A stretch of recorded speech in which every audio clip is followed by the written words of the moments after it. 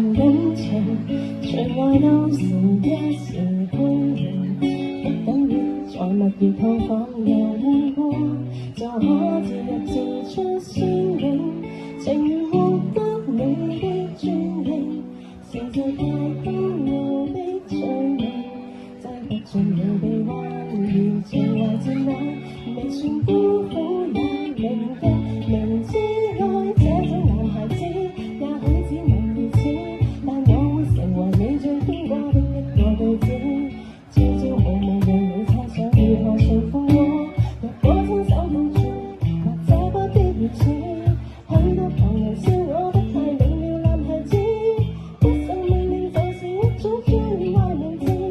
笑我這個毫無辦法管束的野孩子，你沒有幸福都不介意，讓我依然堅持忠誠，難道理由失衡安定？真可惜說要問我的還未問，自己就在夢中甦醒，靈魂是否有點失敬，還是更轟烈的劇情？必須有這結果才能懷念我，讓我於荒野馳騁，明知愛這種男孩子，也許只能如此，但我會成為你最牽掛的一個女子，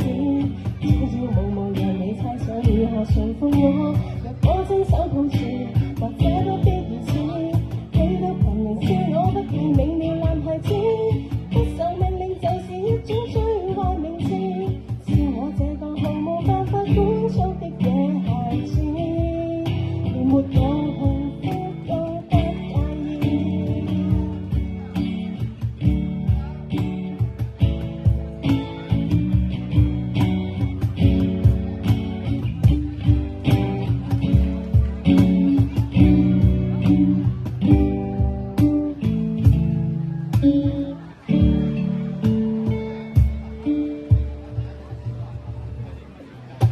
多謝大家，跟住我會。